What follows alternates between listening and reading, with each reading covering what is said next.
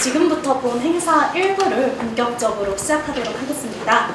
전 고려대학교 총학생회장님이시자 전 해양수산부 장관 김영춘 선생님, 바쁘신 시간 내주셔서 감사하다는 말씀드리며 1부 기조 강연 부탁드리겠습니다.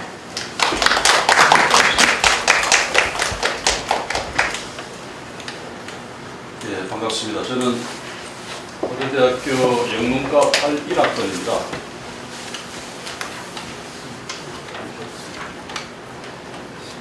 됐습니다. 81학번이고 저도 대학원을 다녔어요. 정액과에서 석사 과정을 했습니다. 제가 17대 총학생회 회장을 했는데 84년이었습니다. 16대는 1980년 학생회가 16대입니다. 신계륜 의원을 했던 신계륜 의원이 16대 학생회장이고 제가 4년을 격해서 17대 학생회장입니다. 뭐 이런 이야기는 나중에 이야기 속에 왜 그렇게 됐는지 설명할 겁니다. 80년대 초반에 그 학교를 다녔던 사람으로서 다시 80년대를 이야기해보라 그러니까 그때 80년대 초반에 40년대를 되돌아보는 그런 기분을 좀 다시 되살펴하는 느낌입니다. 꼭 시간상이 비슷하죠. 지금으로부터 40년 전이 80년대 초반이니까 저희들이 학교 다닐 때 80년대 초반에는 40년대 초반이면 굉장히 옛날처럼 느껴졌어요. 저희 부모님이나 뭐 부모님들은 소학교라고 그랬습니다. 국민학교, 우리는 국민학교를 다녔는데 그분들은 소학교라고 그러시더라고요. 일제시대에 국민학교, 지금 이제 초등학교가 소학교였던 거죠. 저희들은 국민학교를 다녔고 이제 대학생들은 아마 초등학교를 다니는 분들이 많겠죠. 그런 정도의 시간 간격을 두고 우리가 지나간 시대를 이야기하고 있는 그런 상황입니다. 그래서 우리가 과거에 김준엽 선생님 제자들이 이번에 이제 김준엽 선생님 추모 주간 행사를 하고 있는데 고려대학교가 배출한 불세출에 있던 어른이십니다. 교수를 지내고 총장을 지내셨고 뿐만 아니라 사회적으로 존경받는 그런 어른이셨는데 정작 고려대학교 학생들이 그분을 잘 모르는 학생들이 너무 대부분이더라. 이게 이제 40년의 시간 간격 때문에 그렇기도 하거니와 그 40년 동안에 고려대학교 공동체를 중심으로 김준엽 선생을 추모하고 기억하는 그런 공동체의 노력이 없었다는 거죠. 그러니까 그 전성이 단절됐기 때문에 지금 학생들은 김준엽이 누군지도 모르는 사람들이 99%인 그런 비극적인 상황을 맞고 있는 게 아닌가. 왜 우리는 우리의 인적 자산, 진짜 보물과 같은 그런 스승을 모셔놓고도 지금 학생들은 까맣게 알지도 못하는 존재로 만들어놨는지 이 점들은 저나 우리 계신 선생님들이 같이 또 반성을 해야 되는 지점이 아닌가 생각합니다. 마찬가지로 학교나 재단이나 다 똑같이 요구하고 앞으로 같이 해나가야 될 일들이겠죠. 지난 토요일 날 우리가 이제 김준엽 선생님 추모 문화제를 인천 기념관에서 했습니다. 혹시 대학원생들 중에 와보신 분 계신가요? 그날 와보셨으면 김준엽이라는 사람이 이런 분이라서 그때의 제자들이 40년이 지난 지금도 그분을 다시 이 시대에 되살려서 추모하고자 하는가 그걸 잘 깨달을 수 있었을 건데 정말 아쉽습니다.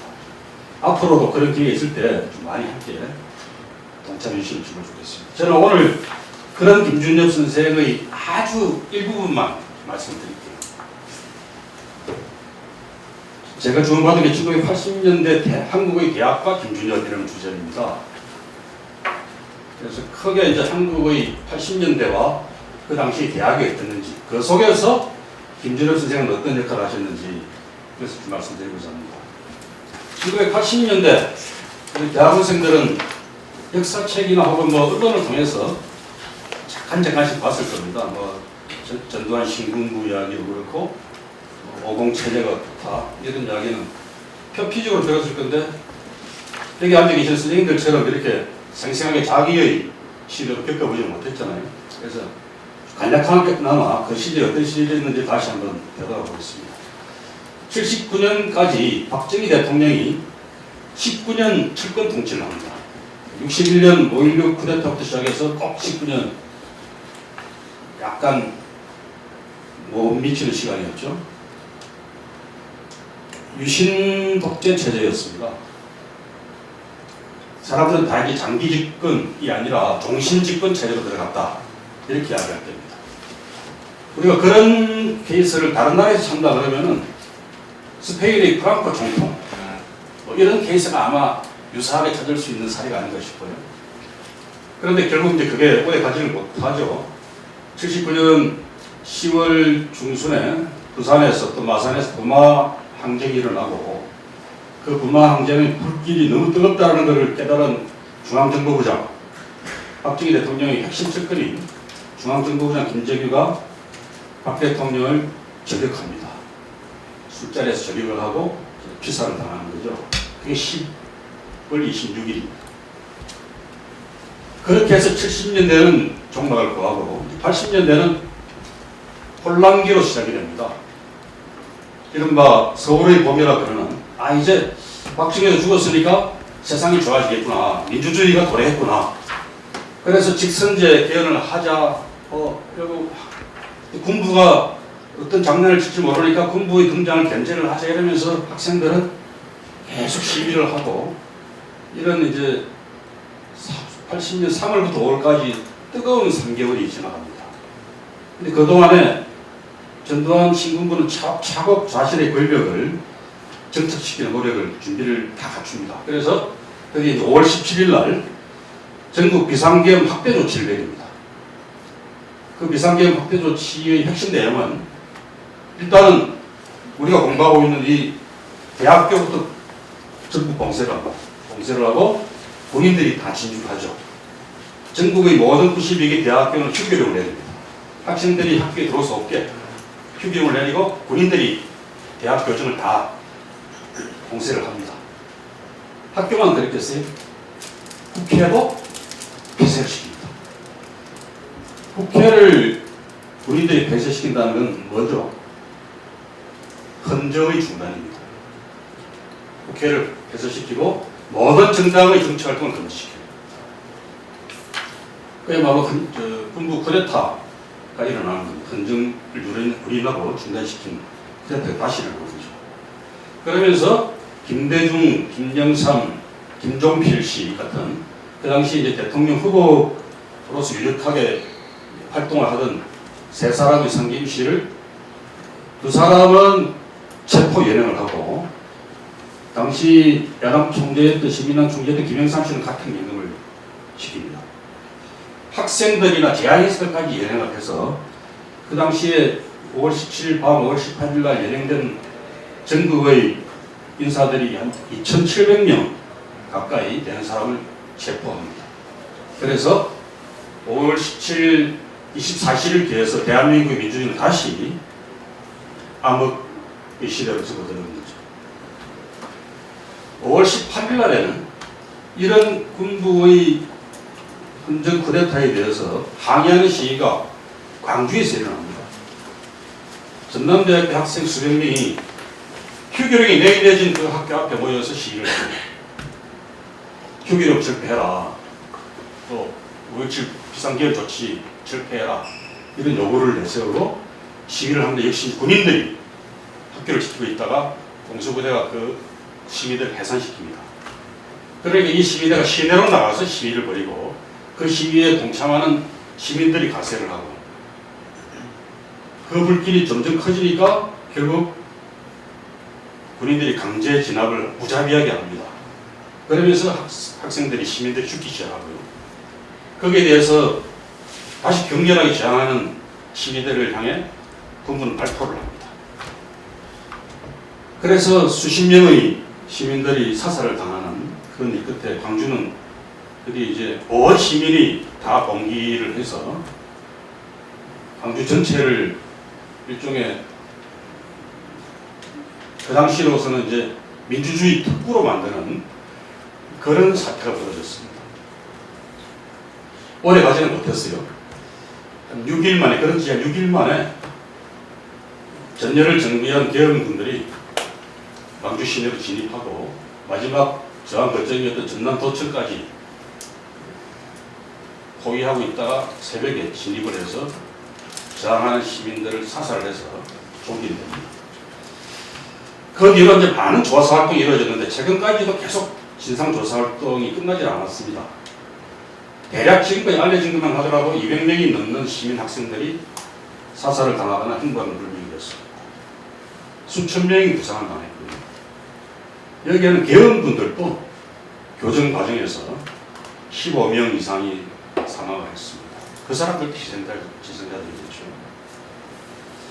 이런 사태를 겪으면서 전두환 정권은 제2의 유신체제를 확고하게 뿌리를 내립니다.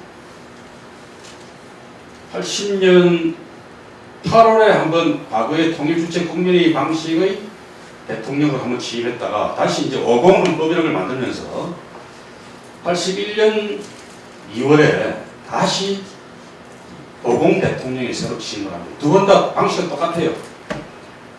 체육관 대통령 선거를 했고 그 다음 해에는 그것보다 2배 정도 선거인단을 늘려서 대통령 선거인단 선거를 통해서 대통령을 취임을 합니다.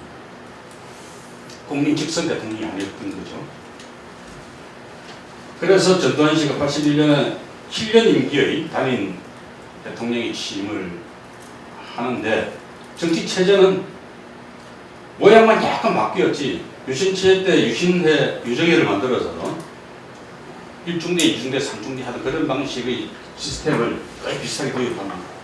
그 보기에만 그럴듯한 야당이지만 당시 제1야당인 민한당이나 제2야당인 국민당 이런 게 다 중앙정부가 조직하고 공천 과정까지 다 개입을 했던 완전히 야당들이었습니다. 정치는 그렇게 장악을 했고요. 사회적으로는 삼천교육계가 뭐 이렇게 굉장히 공포 정치를 행하고 언론에 대해서는 신문이든 방송이든 사전 검열을 하고 또 관제 뉴스를 공급해서 이걸 보도하지 않으면 안 되게끔 만드는 그런 식의 언론 통제를 통해서 여론을 조작하고 이끌어갑니다. 대학교는 어떻게 했을까요? 여러분이 공부하고 있는 이 고려대학교만 하더라도 학교 강의실에 다 사법경찰들이 잠복하고 있었습니다.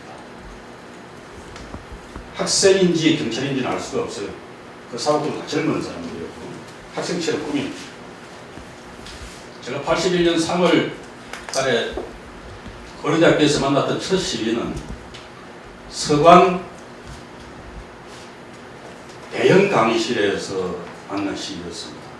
그때 교양 과목이었으니까 학생들이 한 200명 정도 있었을 것 같은데 수업을 시작하기 전에 여학생 한 사람이 교탁을 올라왔어요. 그래서 저분이 교수가 아닌데 하고 쳐다보고 있으니까 그 여학생이 갑자기 과음을 질렀습니다. 하고 여러분, 이렇게 살 수는 없습니다. 전두환 독재까지 딱 이야기를 했는데 앞자리에서 후닥닥 한 10여 명이 뛰어나가는 거예요. 그런데 그 여학생 머리채를 확 잡고서 패대기를 쳤어요. 그 저항하는 그 여학생을 머리채, 입 막고 팔, 다리, 허리끈 다 들러매고 밖으로 끌고 나가는 겁니다. 그 사람들이 누구였습니까? 사법경찰들입니다. 저는 승마 강의실에 그렇게 많은 경찰들이 잠복하고 있을 줄 몰랐어요. 그 다음부터는 강의실에 들어가고 저 사람이 학생인지 경찰인지 기관이었는지 알 수 없다고 하는 그런 공포감, 불신감 속에서 대학이라는 시절을 보냈습니다. 그리고 학생 대표기구는 학도호국단이라고 칭했습니다. 학도호국단이라는 게 유신 때도 있었어요. 유신 때도 고등학교 학도호국단, 대학 학도호국단 그래서 제가 70년대 후반에 고등학교 다닐 때도 고등학교 숫자가 적으니까 그거는 연대라고 했습니다. 부산 동고등학교 연대입니다. 그래서 학생대표는 연대장이라고 했어요. 학년장은 대대장이라고 했습니다. 고등학교가. 대학교에 오니까 고려대학교는 한 2만 명 되잖아요. 만 명이, 동경만 하더라도 1만 명이 넘고. 그러니까 사단장이라고 했어요. 고려대학교 학부단 사단장 학생대표라고 이제 이야기하는 겁니다. 그리고 실제 그 선출도 휴교령이 내려졌던 대학이 80년 가을학기부터 다시 열려서 개학을 했는데 그때 임명되었습니다. 학도국단 사단장이. 형식은 학교로부터 임명이 되었지만 아마도 중앙정보부가 사람을 추천해서 학교에 임명했을 겁니다. 제 짐작에는. 그 뒤에는 학생들이 계속 싸웁니다. 요구를 하고 싸워서 간선제로 바뀌어요. 나중에 이제 과대표들이 모여서 투표를 해서 학도국단 사단장을 선출하는데 사단장이라 그러기에 너무 창피하니까 또 학생들 요구를 해서 그 이름을 총학생장애로 부르자. 그래서 학생들끼리는 그 학도국단 집행부끼리 우리를 총학생장애라고 불렀습니다. 그러나 정부는 여전히 그건 학도국단 사단장인 겁니다. 공식적으로는. 아주 상징적으로 대학까지 어떻게 바라보고 통제를 해왔는지 그 전두환 정권의 성격을 잘 알 수 있는 아주 예실한 사례가 바로 학도국단이라고 말할 수 있겠습니다.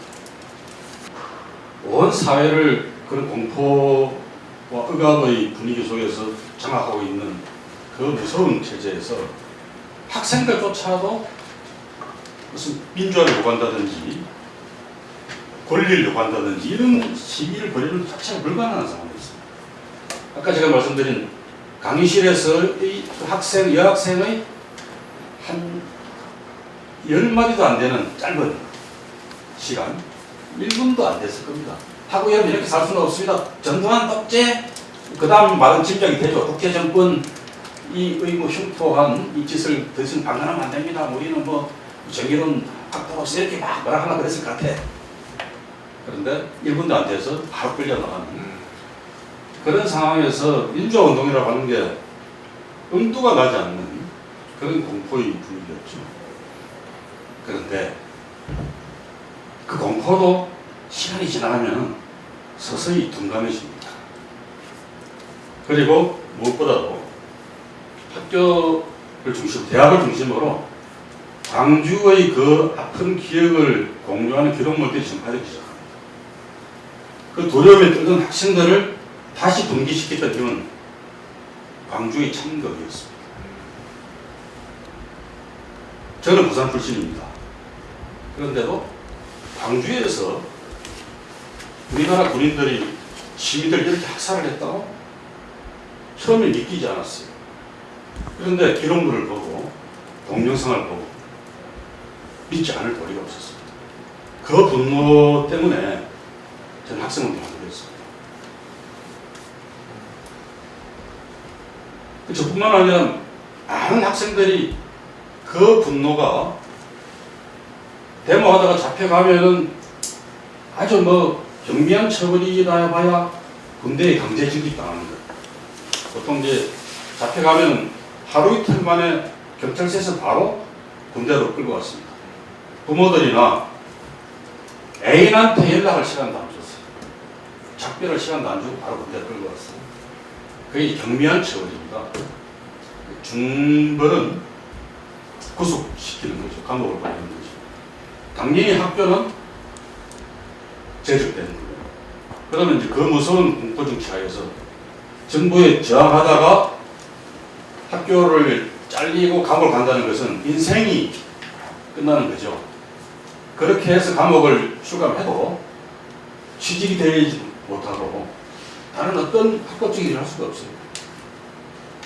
그런 두려움 때문이라도 데모를 못하고 또 데모가 벌어져도 참여하는 걸 꺼릴 수밖에 없는 그런 시절이 바로 그때였습니다. 그런데 그런 두려움보다 더 큰 게 분노였습니다. 아까 말했던 그런 광주에서 우리 동족이 우리 국민들이 이렇게 처참하게 학살을 당했다는 사실에 대한 분노, 그리고 내가 사랑하는 조국 대한민국이 이런 야만적인 폭압 정치를 겪고 살아야 된다는 것에 대한 좌절감과 분노. 내가 이 불의를 눈 감고 그냥 살아간다는 것은 난 인간으로서의 자존을 포기하는 거다라는 그런 양심 고백, 이런 것들이 그때 학생들을 싸우게 만들었습니다. 우리 사회가 학생들 말고는 싸울 만한 집단이 없었어요. 그때 대학생은 지금처럼 많지도 않았고, 제가 입학했을 때 대학 진학률이 10%밖에 안 됐을 겁니다. 80년대 초반 전체를平均해도 한 20% 정도밖에 안 됐을 겁니다. 지금은 대학 진학률이 70% 이상 되죠. 그러니까 대학교에 간 사람들은 그 당시의 시대 상황 속에서 그 사회에서 굉장히 뽑힌 사람들이고 지식인들이었죠. 그래서 대학생들이 사회를 향해서 바른 소리를 하고 올바른 행동을 해야 될 의무감, 이런 것들도 갖고 있었고, 또 다른 사회 분야가 굉장히 미성숙했습니다. 짧게는 6.25의 공포와 반작용, 반공 컴플렉스, 레드 컴플렉스, 이렇게 굉장히 강하게 자리 잡고 있었고, 또 산업화가 된 지 얼마 안 됐기 때문에 여전히 한국 사회를 지배한 그런 전근대성, 이런 것들 때문에 한국 사회 자체가 굉장히 미성숙한 단계였습니다. 그러다 보니 시민운동도 제대로 없고 노동운동 자체는 불온시 되고 있었기 때문에 노조 설립도 쉽게 할 수가 없는 상황이었습니다. 그런 상황이니까 학생들이 그나마 가장 의식 있고 또 싸울 수 있는 그런 조직 능력도 있고 여러 가지 측면에서 대학교가 민주운동의 기지가 될 수밖에 없는 그런 상황이었습니다. 그래서 고려대학교를 비롯해서 전국의 모든 대학교에서 산발적으로 시위가 일어나기 시작하다가 점점 81년이 되고 82년이 되고 83년이 되면서 시위의 양상이 더 커지고 과격해집니다. 처음에는 경찰이 일방적으로 우세한 학교 안에서 싸우는 겁니다. 그때는 이 고려대학교 중앙도서관 앞에서 시위가 잘 일어나는데 82년까지는 시작하자마자 5분 안에 다 진압당했습니다. 그래서 그 진압을 피하기 위해서 나중에 학생들이 도서관 옥상이나 서관 옥상에 매달렸어요. 줄을 타고. 그 다음에 경찰이 그 줄에 매달린 주동자를 체포하는 시간이 걸리잖아요. 뛰어 올라가서 그 줄을 끄집어 올려서 체포해야 되니까 그 5분을 벌기 위해서 줄에 매달렸습니다. 옥상에 올라가서. 어떤 대학에서는 그 줄에 매달렸다가 떨어져서 죽은 학생도 있습니다. 그런 식으로 싸우면서 점점 학생들의 가세가 확대되기 시작했고 두려움이 조금씩 저감되면서 이제 싸움의 양상도 극렬해지기 시작했습니다. 83년쯤 되면은 학교 안에서 시민대와 경찰이 그때는 이제 사법경찰도 들어와 있지만 정보경찰 진압대가 학교 안으로 백호차까지 밀고 같이 들어왔습니다. 그럼 이제 주로 싸움이 많이 붙은 데가 어딜까요? 학생회관 앞에 광장 이런 데 싸움이 붙어요. 83년쯤에는 이제 제법 격전이 붙어집니다. 학생들도 준비가 많이 되는 거죠. 전투조도 막 만들어지고 그럼 이제 벽돌을 깨서 던지기도 하고 이러면서 경찰을 저지를 합니다. 이런 상황이 83년까지 상황이었고 김준혁 선생님은 그런 학생 시위가 한참 격화되기 시작할 때 불운하게도 총장이 되셨어요. 82년 7월인가요? 7월에 이제 점점 학생운동이 격화되고 학교 당국이나 교수들이 굉장히 곤혹스러운 입장에 처할 수밖에 없는 그런 시점에 총장이 되셨어요. 그런데 그런 시국 상황만 총장을 곤혹스럽게 만든 게 아니었습니다. 또 뭐가 힘들게 만들었을까요? 총장은 살림을 살아야 되잖아요. 갑자기 81년부터 전두환 군부 정권이 졸업 정원제를 실시해서 학생 정원을 대폭 확대를 시킵니다. 그래서 80학번보다 81학번은 문과를 중심으로 해서 학생 정원이 2배 이상 늘어납니다. 82년이 되면 더 늘어나겠죠. 이제 학년이 가면 갈수록 계속 쌓여가는 겁니다. 학교 강의실이 모자라요. 그 다음에 학교 교수들이, 새로운 교수들은 연구실이 없어요. 대표적으로 연구실이 없어서 떠돌던 사람이 김용옥 교수입니다. 여러분 그 돌 김용옥은 아시죠? 모르는 것 같은데. 고려대학교 교수로 계시다가 나중에 밖에 나가서 이제 유명 강사 또 유명 저자로 활동을 많이 하셔서 밖에 있는 분들도 많이 아실 텐데, 도로 시대도 이제 우리 갖고 가니까 유명한 철학자가 있습니다. 그런 분이 하버드 대학교 박사학위를 받고 왔는데 강의실을, 연구실은 못 받아가지고 문과대학교 그 시기탑 밑에 문과대 도서실에서 가방을 놓고 떠돌이 생활을 했습니다. 메뚜기 생활을 했어요. 그러다가 그나마 그 자리도 보통 아침 일찍 안 오면 없잖아요. 자리를 잡아놓고 가방을 두고 수업 갔다 오고 막 이런 학생들이 많으니까 한 번 와서 보고 자기가 앉아서 1시간 공부하고 있으니까 이 학생이 안 오거든. 그러니까 가방을 옆에다 치워버렸어요. 그리고 자기 앉아서 공부를 했어. 근데 수업을 마치고 돌아온 그 학생이 보니까 머리 딱 깎은 젊은 놈이 하나 있으니까 야, 몇 개월 이렇게 한 거야. 자기는 군대 갔다 와서 복학생인데 4학년 복학생이니까 제일 못참인 줄 알고 야, 내 자리야 몇 개월 이러니까 야, 임마 왜 네 자리야? 너 없어서 지금 내 몇 시간째 앉아 있는데. 이렇게 반말로 대꾸를 하니까 야, 임마 네가 왜 나한테 말을 까? 이러니까 네가 먼저 깠잖아 이 자식아. 너 몇 학번이야? 난 6, 7학번이다 이 자식아. 그때 이제 군대 갔다 와서 복학생이 아마 7, 6학번 때서 그런가. 나는 7, 6학번이야. 6, 7학번 이 자식 어디서 사기치고 있어. 이래가지고 둘이 한참 싸웠어. 그걸 본 철학과 학생들이 가서 이분이 교수님이 맞다. 6, 7학번이 맞다. 근데 왜 교수가 왜 연구실도 없이 여기서 공부하고 있지? 이렇게 훑어대고 돌아갔다라는 그런 뒷이야기입니다. 그러니까 학교가 그야말로 뒤죽박죽이 되어 있는 상황이죠. 그럼 총장은 당연히 그 문제를 해결해야 되잖아요. 살림 책임자로서. 그래서 김정은 총장님은 취임하자마자 당신이 큰 거지다라고 스스로 자칭을 했어요. 그래서 오만 대기업 재벌 회장들 찾아다니면서 학교가 너무 집 시설이 없어서 얼굴을 뵙고 있으니까 저 얼굴을 봐서라도 좀 격려해 주십시오. 이렇게 구걸을 하고 다녔습니다. 구걸이라는 말은 너무 자조적인 표현이고 고려대학교 위해서 기부를 좀 해주십시오 라고 부탁하고 다녔습니다.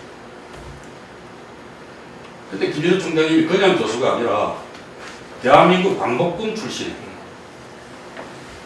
독립유공자이고 존경받는 그런 선생이다라는 것은 다 알고 있는 사실이니까 다른 총장이 다니는 것보다 훨씬 더 돈을 잘 걷었어요. 그래서 그 바람에 과학도서관도 짓고 여기능에 또 정경관 그때 이제 계획을 시작해서 나중에 총장 그만두고 나서 안공을 했죠.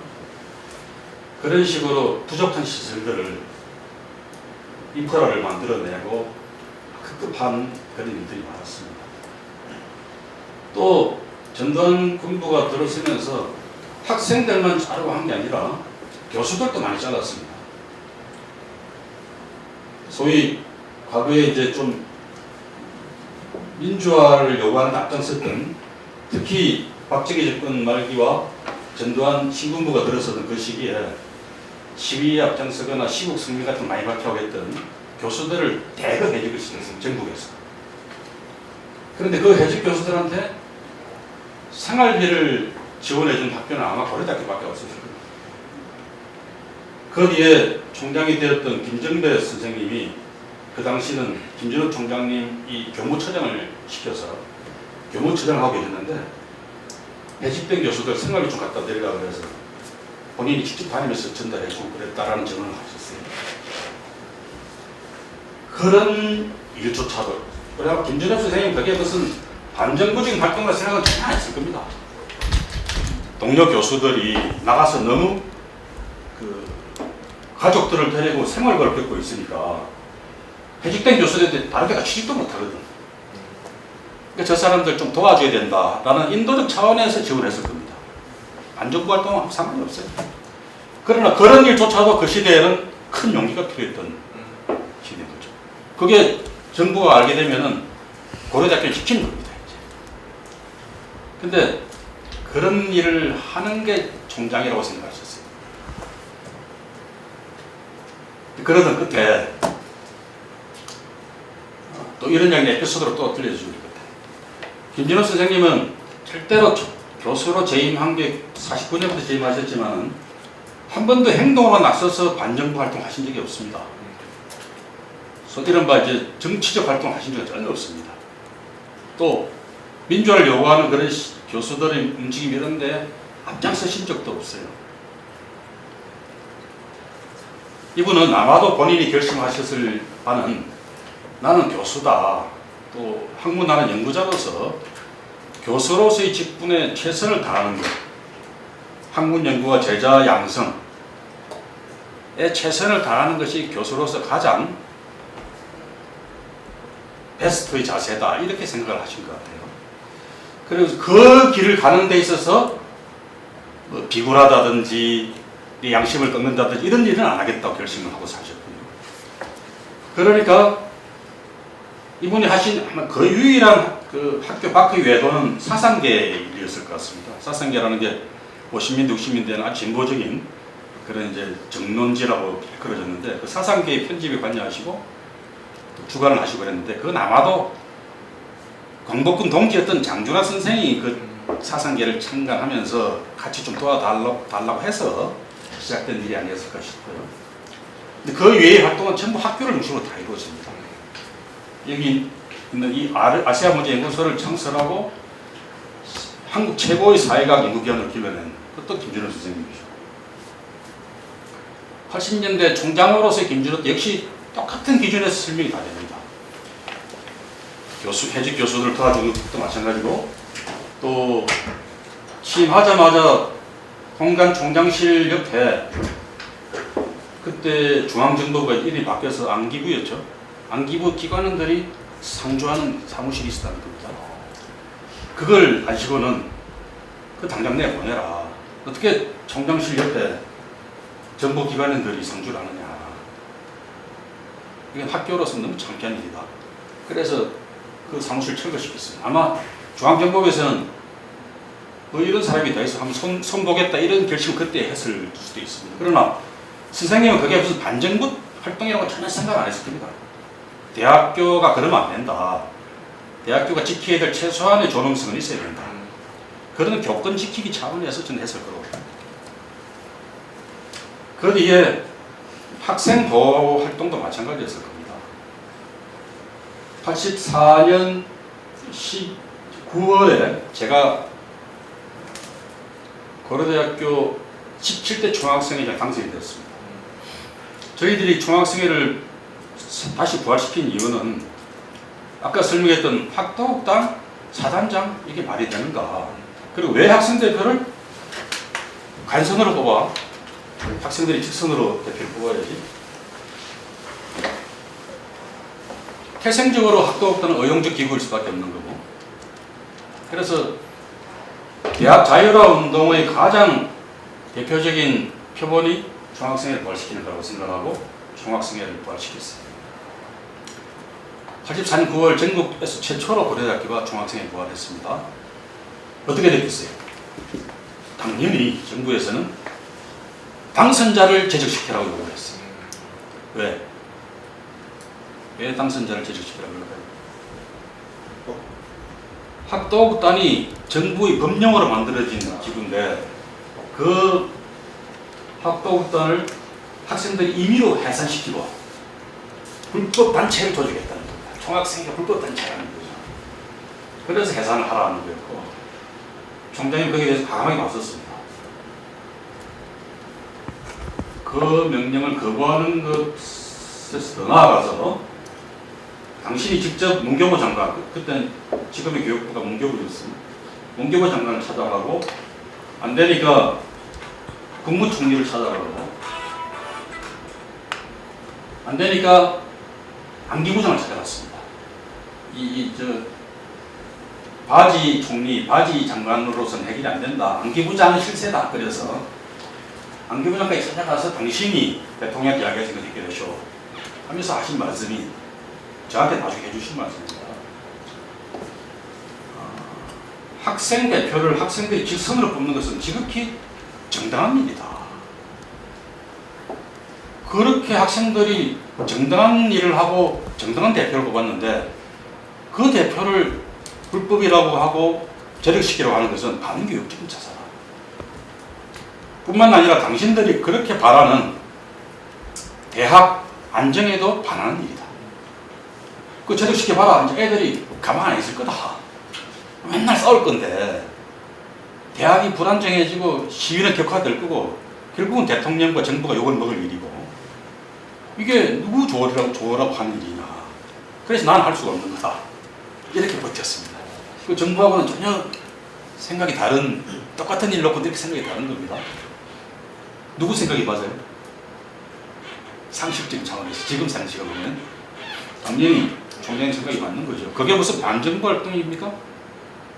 교수로서나 총장으로서 지극히 상식적이고 양심적인 이야기를 하신 거잖아요. 김준혁은 그런 분이었습니다.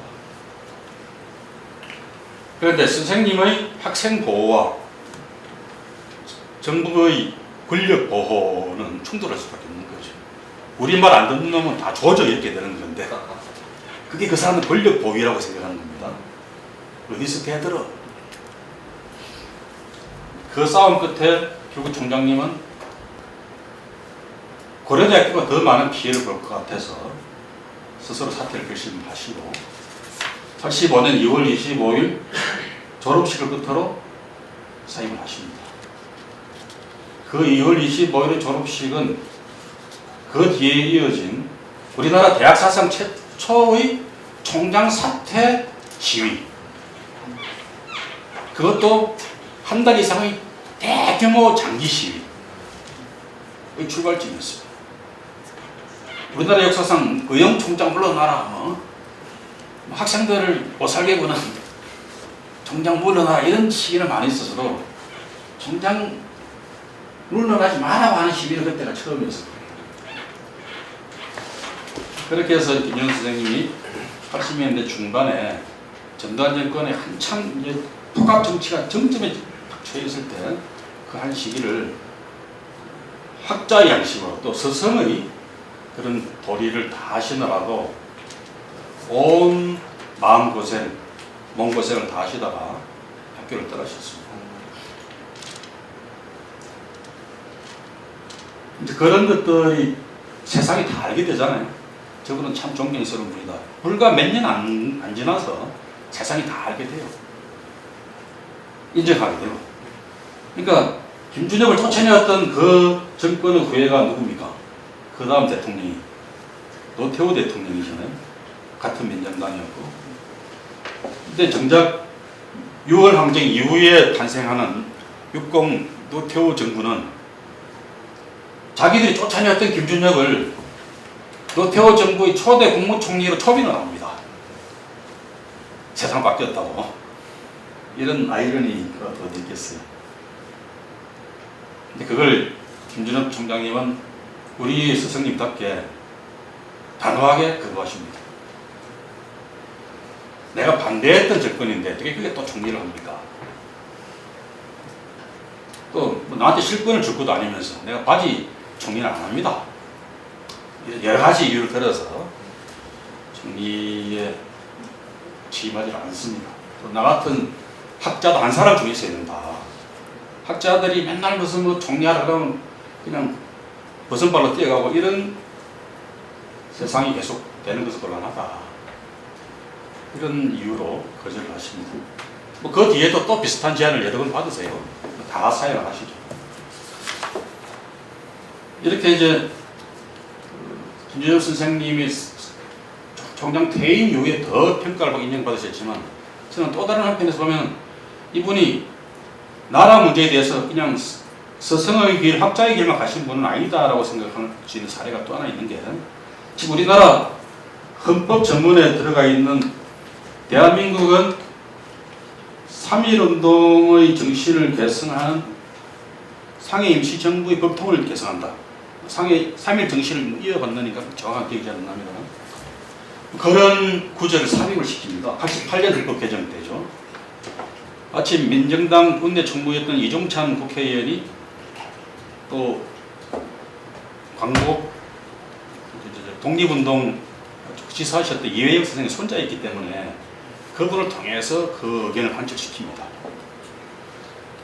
얼마 전에 지난주에 우리 그 박물관 전시회 때 그 이종찬 선생이 광복회 회장 자격으로 참석하셨어요.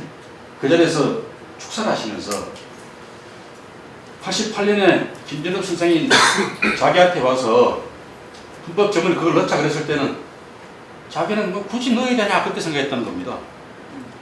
근데 김전엽 선생이 넣어야 된다. 이 넣어야 나중에 아무 말씀이 안 생기고 그러니까 내 말대로 하자 해서 넣었는데, 당신이 요즘 법 지켜보니까 그때 그 구절을 안 집어넣었으면 큰일 날 뻔했다고 생각하십니다. 그러니까 일제시대 때 치열하게 전개되었던 대한민국의 독립운동, 상해 임시정부를 포함한 여러 가지 독립운동의 역사를 지우고자 하는 그런 반역사적인 행포들이 막 벌어지고 있잖아요, 지금. 만약 그렇게 헌법 전문회로 안 들어가 있었으면은 상해 임시정부조차도 폄하하고 역사 속에서 별것 아닌 존재로 그렇게 지워버리려고 하는 사람들이 지금 우리 사회에 득세를 하고 있습니다.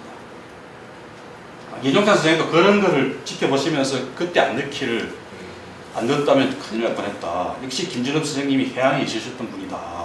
이렇게 며칠 전에 말씀하고 가셨어요. 김전엽 선생님은 80년대 말 상황에서조차 당신이 가졌던 출발의 그 정체성, 독립투사로서 정체성을 잊지 않고 대한민국의 뼈대를 세우는데 기여를 하셨습니다. 이렇게 하면 되돌아보니까 80년대 전체는 학생들의 민주화 요구 시위로부터 시작되어서 우리 시민들이 전부 함께 마음 모으고 행동을 해서 대한민국 민주주의를 완성시킨, 정치적 민주주의 뼈대를, 틀을 완성시킨 그런 시대였습니다. 그 과정에서 김전엽 선생님도 본인이 민족운동을 한다 이런 말씀을 하신 적도 없고 그렇게 앞장서서 시위를 끌고 가신 분도 아니시지만, 선생님은 한 사람의 인간으로서, 교수로서, 스승으로서, 시대의 지식인으로서 묵묵하게 80년대를 관통하면서 그 역할을 크게 해내신 분이다. 다른 어떤 사람보다도, 목소리 키워서 막 앞장서서 외쳤던 어떤 사람보다도 김전엽 선생님이야말로 그 역할을 크게 해내신 분이다. 이렇게 회고하면서 제 이야기를 마치겠습니다. 고맙습니다. 자, 우리끼리 편하게 뭐 질문이나 혹시 그때 시대 상황이나 김전엽 선생님에 대한 궁금한 거, 또 당신들이 하고 싶은 코멘트나 뭐 무슨 이야기든 자유롭게 좀 주고받고 했으면 좋겠습니다. 제가 80년대 이제 공부를 하다 보니까 1980년대 이제 전공하는 역사 전공인데. 현대사 네, 전공하시는. 네. 그래서 보다 보니까 오늘 고대 신문 좀 이렇게 훑어봤는데, 선배님께서 이제 84년에 청와대장 되고 몇 달 안 돼서 구속된 다음에 김주혁 선생님께서 이제 퇴직하시고 그 한 달 동안 시위가 엄청 나는데 그때는 학교 안 계시더라고요. 제가 1월 1일 날 구속이 됐거든요. 그래서 그때 좀 어떤 식으로 그런 이야기를 혹시 접하셨는지, 접하셨다면 어떤 심정이셨는지 좀 궁금했고, 그 다음에 그 이후에 나오셔가지고 또 이제 관련 활동이나 뭐 학교 상황들 어떻게 좀 만들어 가시려고 하셨는지 뭐 그런 얘기 듣고 싶었습니다. 저는 하여튼 이제 아주 못된 학생으로 적혀 있어서 당선되자마자 계속 이제 도망을 다녔어요. 그때는 학교 안도 안전하지 않다고 생각을 해서 조심조심 다니고 밖에 나갔다가 들어왔다가 하면서 한 3달을 학교 안 생활과 바깥 생활을 왕복하면서 도망다니다가 3달 만에 체포가 됐어요. 밖에서 잡혀서 구속이 됐는데 그때까지 총장님이 저를 안 자르고 버텼습니다. 그러니까 그 무서운 독재 정권 하에서 제적시키라는 요구를 3달 동안 안 하고 거부한다는 것은 그건 있을 수 없는 괘씸죄에 걸리는 겁니다. 그 다음에 학생회가 구성된 게 연대입니다. 그 다음에 서울대가 됐고요. 연대 총장은 고대 핑계를 대는 겁니다. 고대가 안 잘하고 있는데, 고대가 먼저 했는데 왜 우리 보고 그럽니까? 핑계를 대고. 서울대는 고대 연대가 다 먼저 해놓고 안 잘하고 있는데 우리가 어떻게 합니까? 이렇게도 핑계를 댔어요. 그러니까 제일 미운 놈은 누구요? 고대지. 고대 김준엽이가 제일 원흉이 많이라서 미워했어요. 제가 이제 구속이 되고 나니까 총장님도 어쩔 수 없이 저를 이제 제적시켰어요. 근데 제가 40년 동안 몰랐던 일인데 최근에 알게 된 사실이 하나 있습니다. 그때 저는 학교가 저를 징계 제적시킨 줄 알았거든요. 근데 지난주에 제가 우연히 그 고파스 때문에 그 포탈에 들어가서 보고 그러다 고대 포탈까지 연결해서 제 학적 기록을 뒤져보니까 제가 징계 제적이 아니고 좌퇴 제적으로 되어 있더라고요. 깜짝 놀랐습니다. 사실도 몰랐어요. 그러니까 당시에 총장님과 학생처장 이런 분들이 제가 자원 자퇴하는 걸로 서류를 꾸며서 저를 지금 제적을 시킨 거라. 학적부에 그렇게 나와 있었어요. 깜짝 놀랐습니다. 총장님은 끝까지 저한테 조금이라도 무슨 뭐 불명예 안 주려고 하신 것 같아요. 근데 그때는 감옥이라는 게 신문도 방송도 볼 수가 없는 시절이었습니다. 저는 서대문 형무소에 있었거든요. 지금은 감옥도 신문도 볼 수가 있고 방송도 하나 정도는 뉴스를 본다 그러더라고요. 근데 그 시절에는 아예 신문 방송을 못 봤습니다. 다만 면회오는 사람들을 통해서 2월 하순에 총장님이 그만두시게 됐다. 그래서 학생들이 지금 데모를 하고 난리가 났다. 이런 이야기를 면회온 학생들로부터 들었습니다. 뭐 저로서는 그 안에서 어떻게 할 방법이 없고 다행히 2월 달에 총선이 있었는데 그 총선이 굉장히 좀 파란을 일으켰습니다. 신민당이 약진을 했습니다.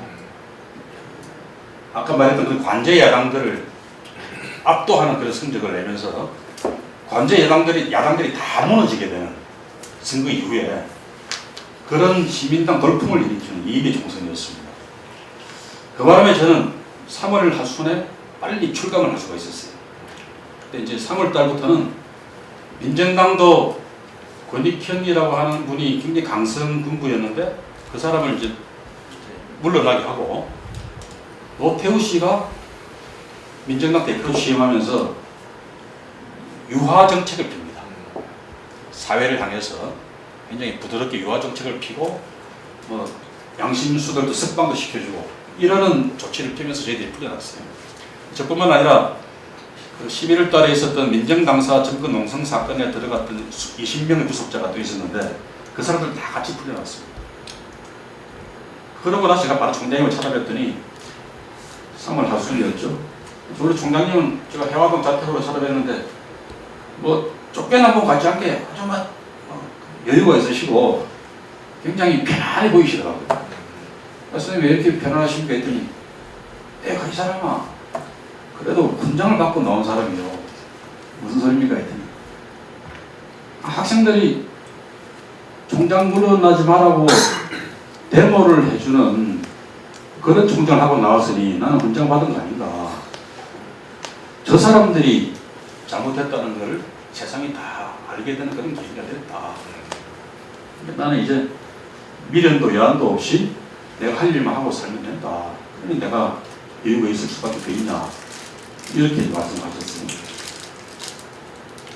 그러고 나서 이제 그 다음에 세배를 가보면은 이분이 승리자구나 하는 게 느껴지는 게 그분이 보통 세배를 한 3일 정도 받으셨거든요. 1월 1일부터 3일까지 3일 내내 세배를 받으시는데 86년 세배 갔을 때부터 조금 이상하더라고요. 정치인들이 막 많이 보여. 교수들이나 제자들 오는 게 아니라 정치인들이 더 많이 오는데 야당 정치인들 뿐만 아니라 여당 국회의원들도 오더라고요. 민주당 국회의원들이. 87년, 8년 이렇게 가니까 이제 민정당 국회의원들이 더 많이 와. 이 세상이 이렇게 자꾸 변해가고 김준엽이라는 분의 그 진가를 점점 인정해주는 그런 세태가 반영되는 게 매년 세배에 오는 사람들이 몇 명을 보면 다 알겠더라고요. 그렇게 말씀드리면 답이 될지 모르겠습니다. 제가 이건 자주 어디 가서 하는 이야기인데 지금 대학원생들은 못 들었을 겁니다. 지난번 우리 토요일 추모문화제 때도 제가 공개적으로 또 말씀을 드렸는데 84년 총학생회가 당선됐을 때 제가 불법 학생회장이잖아요. 총장하고 면담이 안 돼요. 학교는 이 친구를 제적시키라고 요구받고 있는 상황인데 그 면담을 해주면 안 되잖아요. 근데 제가 면담 요구를 해서 파티를 시켰어요. 총장님이 총장실에서 저를 불러서 만났는데 면담이 10분 안에 끝났어요. 이제 허인이라고 제 부학생회장을 데리고 둘이 들어가니까 대학원장 6기 교수님하고 두 분만 다 앉아 계시더라고. 인사하고 저는 딱 대면학교 때 처음입니다. 제가 사학과도 아니고 그분 강의를 들은 적이 없었기 때문에 그 김근월이 몇 살인가 그래요. 제가 막 24살입니다. 우리는 새는 나이로 24살이 만 22살 그죠? 만 22살입니다. 그랬더니 창밖을 한참 쳐다보시더라고요. 다시 돌아와서 하시는 말씀. 내가 자네 나이 때 뭐 하고 있었는가 다시 한번 생각해봤다. 자기는 그때 중국에서 광복군 하고 있었다. 그러시더라고요. 내가 일본을 상대로 일본군을 탈출해서 조국 독립을 위해서 독립투쟁을 하겠다고 나섰던 그 마음이나 자네들이 민주화하겠다고 나서서 시위를 하고 이런 마음이나 똑같은 애국심이 담으라고 본다. 나는 자네들을 믿는다. 그러니 자네들도 교수와 학교를 믿어. 거기에 맞는 행동을 해주길 바란다. 더 할 말이 있는가 그래서 더 할 말 없습니다. 그랬습니다. 이제 허인이가 좀 눈치를 줬는데 저한테 요구 조건 원래 있었거든 그러겠죠. 가자. 나왔어요. 근데 총장님이 나는 학생들을 믿는다. 내가 독립운동할 때의 그 마음대로 자네들도 애국 활동을 하고 있다고 믿는다고 하는데 뭘 구체적인 요구를 하겠냐. 학교도 더 어려운 상황으로 몰아갈 수 있는데 말이죠. 자네들이 총장과 교수들을 믿으라고 하신 말씀을 그분 100% 이상 지키셨어요. 그 불법 총학생회를 보호하기 위해서 그렇게 노력했던 학교나 총장이 어디 있겠습니까? 이에 대해서 꼭 말씀을 드리고 싶어서 설명합니다.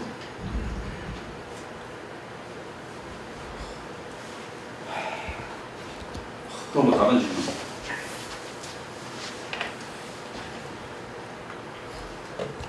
또 이런 일도 있었어요.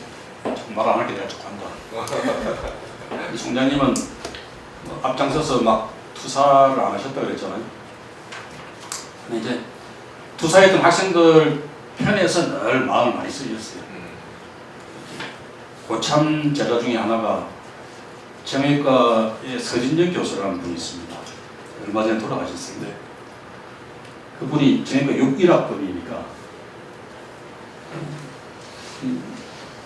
사학과 교수셨던 우리 김준엽 선생님하고는 인연이 없는 분인데 이분이 중국 정치를 적용하겠다고 대학원에서 공부를 하고 미국 유학을 허가를 받았어요.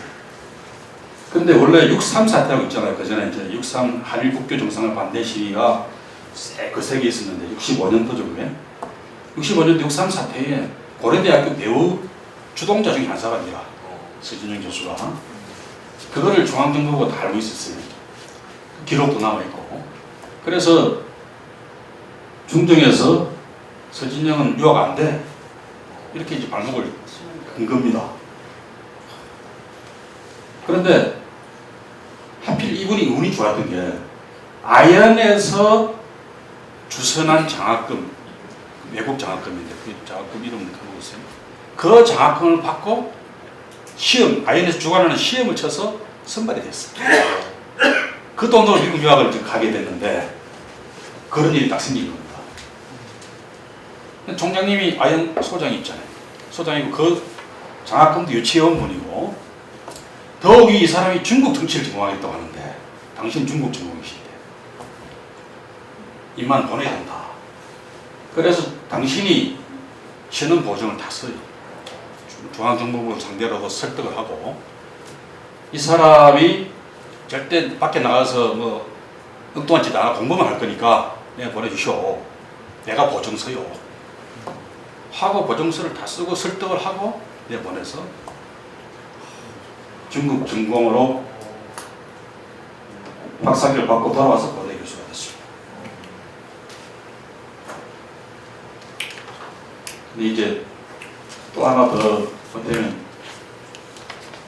이분이 서진영 교수가 미국 가서 유학을 하면서 그 당시에 이제 중국하고도 미국이 수교가 안 돼 있잖아요. 미국 입장에서 중국이 중공이 적대 국가잖아요. 그러니까 중국 정치를 미국에서 공부한다는 게 장학금도 별로 없고 힘들었던가 봐. 그래서 더 좋은 조건으로 장학금을 줄 테니까 다른 전공을 좀 해봐라 하는 그 제안이 다른 학교에서 있었고 그래서 옮기려고 생각을 했는데 우리 김준호 선생님이 제자들을 잘 챙기고 다니십니다.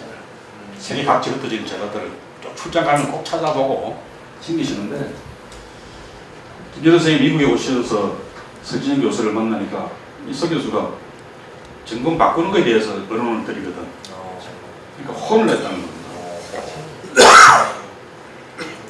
아니 사나이가 됐는지 몰라도 사람이 말이 한번 결심을 했으면 10년을 해보고 그만두든지 해야지 10년도 안 해보고 그만둔다고? 그까지 해봐라 이렇게 이제 혼을 내셨다고. 근데 그 말을 듣고 반성을 하고 다시 일로 매진해서 박사학위를 받고 돌아왔습니다. 그래서 그분이 이제 대한민국에서 몇 손가락 안에 드는 중국 정치 전공자가 되어서 대주가 되셨죠. 우리 선생님이, 총장님이 그렇게 제자들을 아끼고 키우십니다. 여기도 제자들 계신데.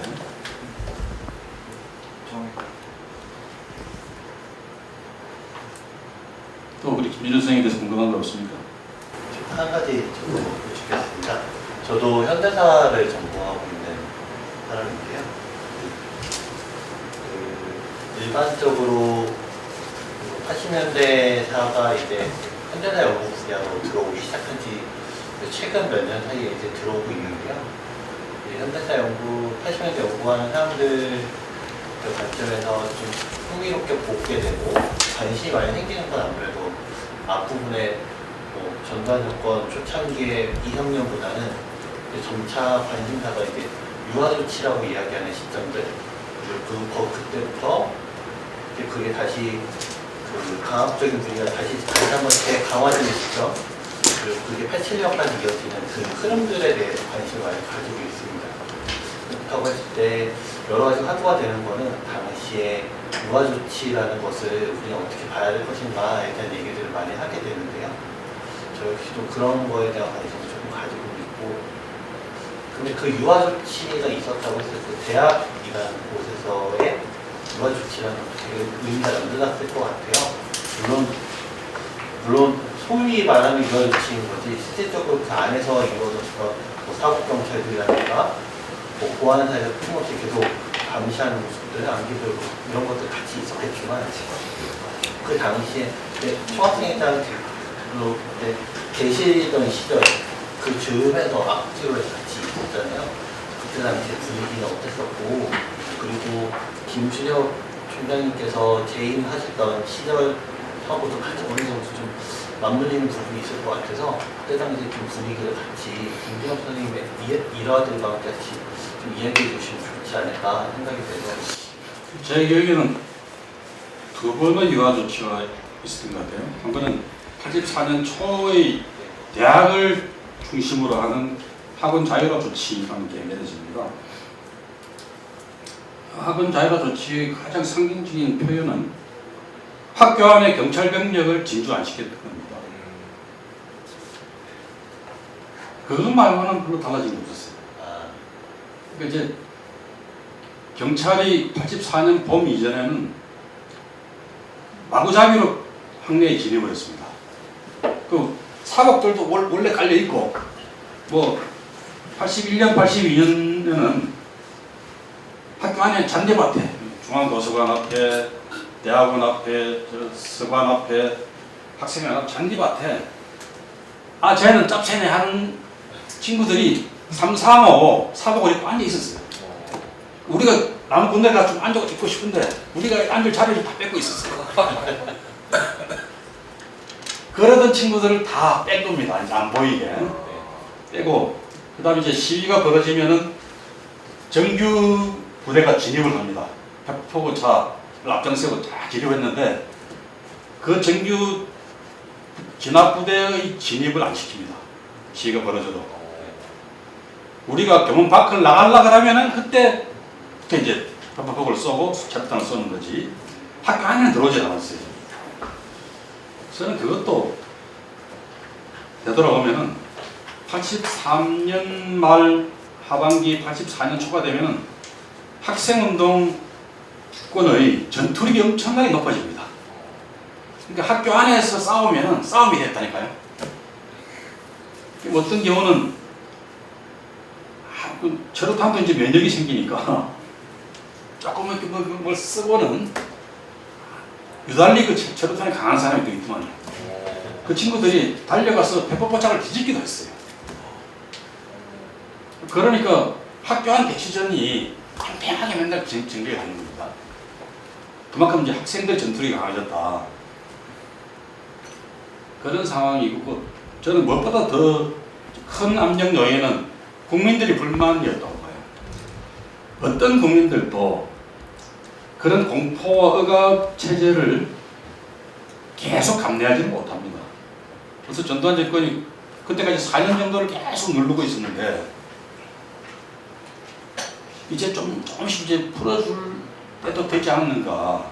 이게 이제 떠나가는 민심을 주워 담는 하나의 수단이 될 수 있지 않겠나고 생각했던 것 같아요. 그래서 학원 자율화 조치라는 것을 내주고 생색을 내는 모양을 취했는데, 그것 빼고는, 지금 이야기했던 그것 빼고는 하나도 허용한 게 없어요. 그러니까 총학생의 부활도 한 6개월을 그 사태를 지켜보다가 고민하다가 이래서는 안 되겠다. 이 학원 자율화 조치라는 것의 본질을 폭로해야 되겠다. 학원 자율화 조치를 했으면은 학생 대표 기구도 학생들 직선 뽑을 수 있게 만들어줘야지. 그걸 못하게 하면서 무슨 학원 자율화 조치. 이게 가장 단적인 사례다. 상징적으로 총학 부활 주장하자. 이렇게 결정한 겁니다. 그래서 고려대학교가 제일 먼저 그걸 시작을 했고요. 아니나 다를까 총학생회를 부활시킨다고 덤벼드니까 못하게 막는 거죠. 그래서 금방 다시 옛날로 돌아갔어요. 그랬다가 다시 이제 두 번째 유아 조치가 2.12 총선의 민심 폭발을 보고서 야, 이대로 가면은 전국 관리가 잘 안 되겠다. 그 바람이 생겼던 것 같아요. 그 내부에서, 권력 내부에서. 그래서 강성인 권익현 씨를 뒤로 물리고 부드러워 보이는 노태우 씨를 앞장 세워서 유아 조치를 그때는 정치적 유아 조치를 취합니다, 실제로. 그게 85년 3월 달부터 일이고요. 그랬다가 다시 또 돌아가죠. 나중에 86년이 되면 또 돌아갔다가 이제 국민들의 극렬한 전면적 저항이 부딪히는 게 6월 항쟁이 부딪히는 거예요. 이렇게 계속 그 당시에는 권력 내부에서도 강경파, 온건파의 노선 투쟁이라고 이렇게 계속 있었던 것 같아. 그래서 강경파가 주 득세를 하는데 때로 유화적인 정책을 주장했던 온건파가 목소리를 좀 키우는 국면들이 들어들어 있었다. 이렇게 보는 게 합리적인 추측일 것 같아요. 네, 선생님 강연 감사드립니다. 네, 그러면 지금부터 2부를 시작하기 전에 간단한 휴식 시간을 가지도록 하겠습니다. 네, 감사합니다.